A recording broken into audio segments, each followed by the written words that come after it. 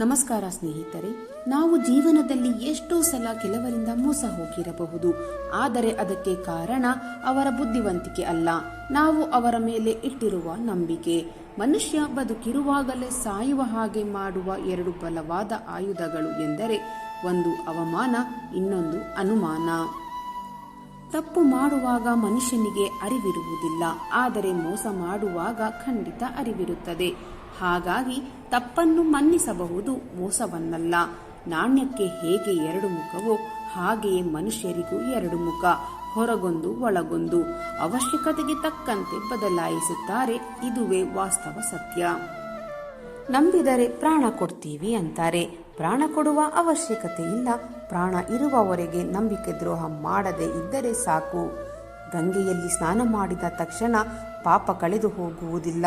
ಮನಸ್ಸಿನಲ್ಲಿ ಹುಟ್ಟುವ ಯೋಚನೆಗಳು ಇನ್ನೊಬ್ಬರಿಗೆ ಕೆಟ್ಟದ್ದನ್ನು ಬಯಸಿದರೆ ನೀನು ಯಾವ ಸ್ನಾನ ಮಾಡಿಯೂ ಪ್ರಯೋಜನವಿಲ್ಲ. ನೆನಪಿರಲಿ ಸ್ನೇಹಿತರೆ, ಸಂಬಂಧಗಳು ತೀರ ಹಳಸಿ ಹೋಗುವ ಮುನ್ನ ದೂರವಾಗುವುದೇ ಚೆನ್ನ. ಇಲ್ಲವಾದರೆ ಉಳಿಯಬಹುದಾದ ಕೆಲವು ಸಿಹಿ ನೆನಪುಗಳು ಕೂಡ ಕಹಿಯಾಗಿ ಕಾಡಬಹುದು. ನಿಮ್ಮ ಮನಸ್ಸಿಗೆ ನೋವು ಮಾಡುವ ವ್ಯಕ್ತಿಗಳಿಗೆ ನಿನ್ನ ಬೆಲೆ ತಿಳಿಯಬೇಕೆಂದರೆ ಮೊದಲು ನೀವು ಅವರನ್ನು ನಿರ್ಲಕ್ಷಿಸುವುದನ್ನು ಕಲಿಯಿರಿ. ಜೀವನದಲ್ಲಿ ಇತರರು ಮೆಚ್ಚಲಿ ಎಂದು ನೀನು ಎಂದಿಗೂ ಬದುಕಬೇಡ. ಏಕೆಂದರೆ ಅವರ ಅಭಿಪ್ರಾಯಗಳು ಯಾವ ಸಂದರ್ಭದಲ್ಲಿ ಹೇಗೆ ಬೇಕಾದರೂ ಬದಲಾಗಬಹುದು. ಬದುಕು ವರ್ಣಮಯವಾಗಿರಬೇಕೇ ವಿನಃ ನಾಟಕೀಯವಾಗಿ ಅಲ್ಲ. ಇನ್ನೊಬ್ಬರು ಹೇಗಿರಬೇಕು ಎಂದು ವಿಮರ್ಶಿಸುವ ಬದಲು ನಾವು ಹೇಗಿದ್ದೇವೆ ಎಂದು ನಮ್ಮೊಳಗೆ ಇಣುಕಿ ನೋಡಿಕೊಂಡು ನ್ಯೂನತೆಯನ್ನು ಸರಿಪಡಿಸಿಕೊಳ್ಳೋಣ. ಜೀವನದಲ್ಲಿ ಬರೆದಿಟ್ಟಂತೆ ಜೀವನ ಮಾಡಲು ಯಾರಿಗೂ ಸಾಧ್ಯವಿಲ್ಲ, ಆದರೆ ಬರೆದಿಡುವಂತಹ ಜೀವನ ಮಾಡಲು ಖಂಡಿತ ಸಾಧ್ಯವಿದೆ. ಜೀವನದಲ್ಲಿ ದೊಡ್ಡ ದೊಡ್ಡ ಕನಸುಗಳನ್ನು ಕಾಣಿ. ಆ ಕನಸುಗಳನ್ನು ನನಸಾಗಿಸಲು ಪ್ರಾಮಾಣಿಕವಾಗಿ ಪ್ರಯತ್ನ ಪಡಿ. ಬದುಕು ನಿಮಗೆ ಪಾಠ ಕಲಿಸುವ ಮುಂಚೆಯೇ ಬದಲಾಗಿ. ಬದುಕಿನ ಪಾಠ ಒಂಥರ ಶಿಕ್ಷೆ ಇದ್ದಂತೆ.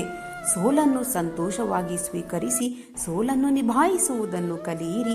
ಸೋಲು ಗೆಲುವಿನ ಮೊದಲ ಹೆಜ್ಜೆ ಎಂಬುದನ್ನು ಎಂದಿಗೂ ಮರೆಯಬೇಡಿ. ಜೀವನದಲ್ಲಿ ನಿಮಗೆ ಪದೇ ಪದೇ ಕಷ್ಟಗಳು ಬರುತ್ತವೆ ಎಂದರೆ ನಿನ್ನ ಹಣೆ ಬರಹ ಸರಿಯಿಲ್ಲ ಅಂತಲ್ಲ. ಮುಂದೆ ನಿನಗೋಸ್ಕರ ತುಂಬ ಒಳ್ಳೆಯ ದಿನಗಳು ಕಾಯುತ್ತಿವೆ ಎಂದರ್ಥ. ಜೀವನ ಗೋಣಿಚೀಲ ಇದ್ದಂತೆ. ಚಂದವಿದ್ದಾಗ ಎಲ್ಲರೂ ತುಂಬುವರು, ಕಟ್ಟಿಟ್ಟು ಅಟ್ಟಕ್ಕೂ ಏರಿಸುವರು, ಅಲ್ಲಲ್ಲಿ ಹರಿದಾಗ ಕಾಲಡಿಗೆ ಹಾಕುವರು. ಇಷ್ಟೇ ಜೀವನ. ಬದುಕು ನಿಧಾನವಾಗಿ ಪಾಠ ಕಲಿಸುತ್ತದೆ. ನಿನ್ನತನವನ್ನು ಅಡವಿಟ್ಟು ಯಾರನ್ನು ನೀನು ಮೆಚ್ಚಿಸುವ ಅಗತ್ಯವಿಲ್ಲ. ಅರಿತುಕೊಳ್ಳುವವರು ನಾವು ಮೌನವಾಗಿದ್ದರೂ ನಮ್ಮನ್ನು ಅರಿತುಕೊಳ್ಳಬಲ್ಲರು. ಕೆಲವು ಸಂಬಂಧಗಳೇ ಹಾಗೆ ಸ್ನೇಹಿತರೆ, ನಮ್ಮನ್ನು ಬಹಳ ಹಚ್ಚಿಕೊಂಡಿರುವ ಥರ ಇರುತ್ತಾರೆ. ಆದರೆ ಅವರಿಗೆ ಬೇಕಾದವರು ಸಿಕ್ಕಾಗ ನಮ್ಮನ್ನು ಕಡೆಗಣಿಸಿ ಹೋಗಿಬಿಡುತ್ತಾರೆ. ಒಬ್ಬರು ಸುಮ್ಮನಿದ್ದ ಮಾತ್ರಕ್ಕೆ ಅವರಿಂದ ಏನೂ ಸಾಧ್ಯ ಇಲ್ಲ ಎಂದು ಯೋಚನೆ ಮಾಡಬೇಡಿ. ಏಕೆಂದರೆ ಶಾಂತವಾದ ಸಮುದ್ರದಲ್ಲೇ ಸುನಾಮಿಗಳು ಏಳುವುದು. ಇನ್ನೊಬ್ಬರ ಜೀವನದಲ್ಲಿ ತಮಾಷೆಗೂ ಆಟ ಆಡೋಕೆ ಹೋಗಬೇಡಿ.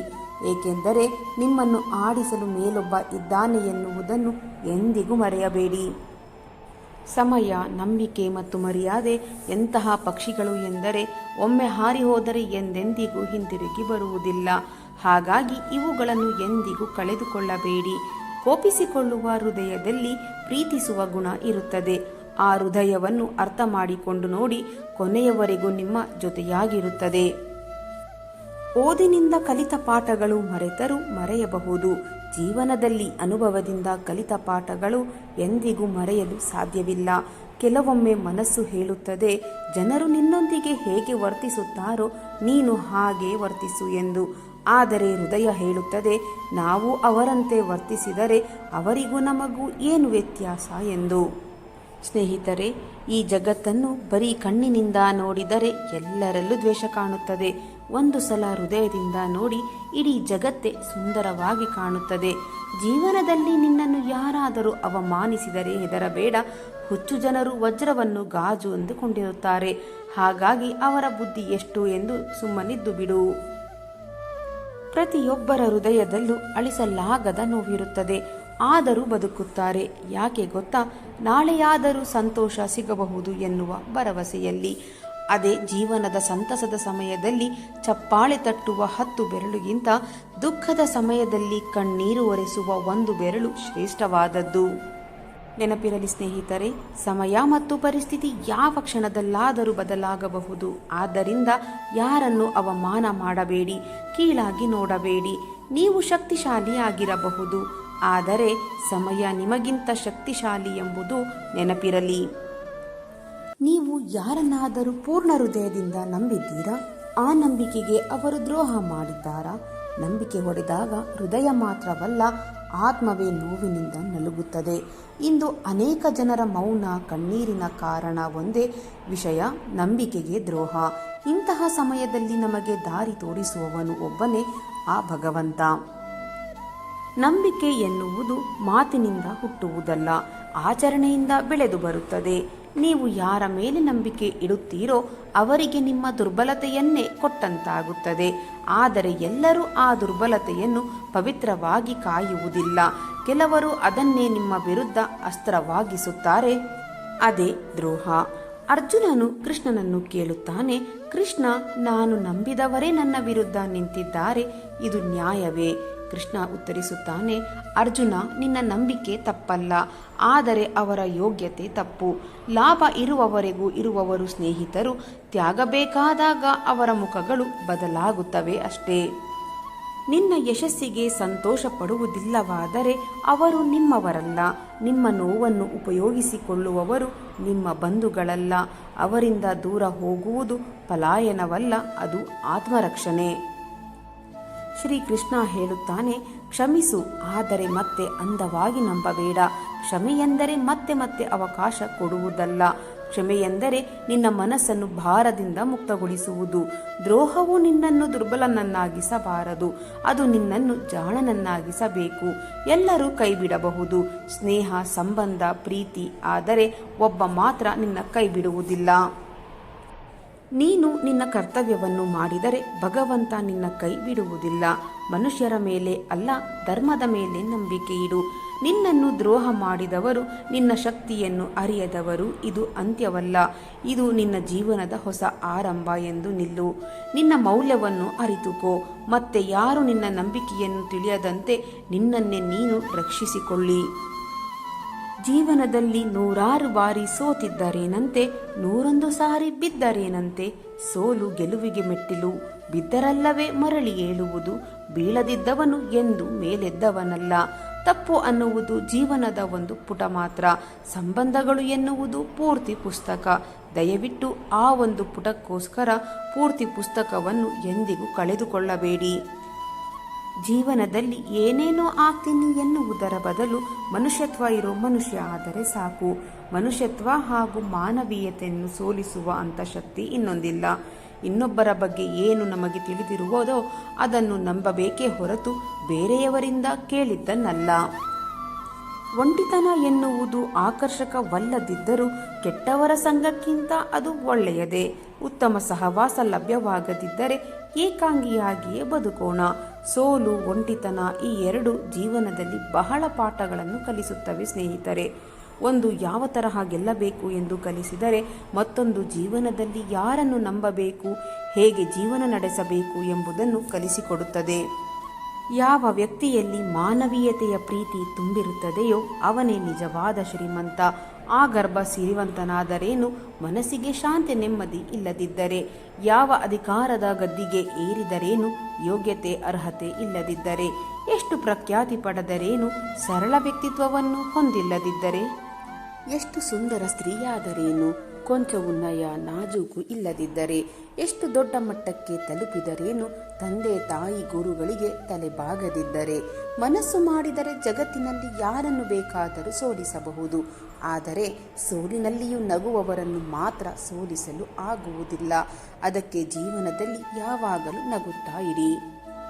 ನೆನಪಿಡಿ ಸ್ನೇಹಿತರೆ, ಜೀವನದಲ್ಲಿ ಸಿಗದವರನ್ನು ಹುಡುಕಬಾರದು, ಸಿಕ್ಕವರನ್ನು ಬಿಡಬಾರದು, ಬಾರದವರಿಗೆ ಕಾಯಬಾರದು, ಬಂದವರನ್ನು ಕಳುಹಿಸಬಾರದು, ಕೊಡದವರಲ್ಲಿ ಕೇಳಬಾರದು, ಕೊಟ್ಟವರನ್ನು ಎಂದಿಗೂ ಮರೆಯಬಾರದು. ಜೀವನದಲ್ಲಿ ನೀನು ಗೆದ್ದರೆ ನೀನು ಯಾರು ಎಂದು ಎಲ್ಲರಿಗೂ ಗೊತ್ತಾಗುತ್ತದೆ. ಜೀವನದಲ್ಲಿ ನೀನು ಸೋತರೆ ನಿನ್ನವರು ಯಾರು ಎಂದು ನಿನಗೆ ಗೊತ್ತಾಗುತ್ತದೆ.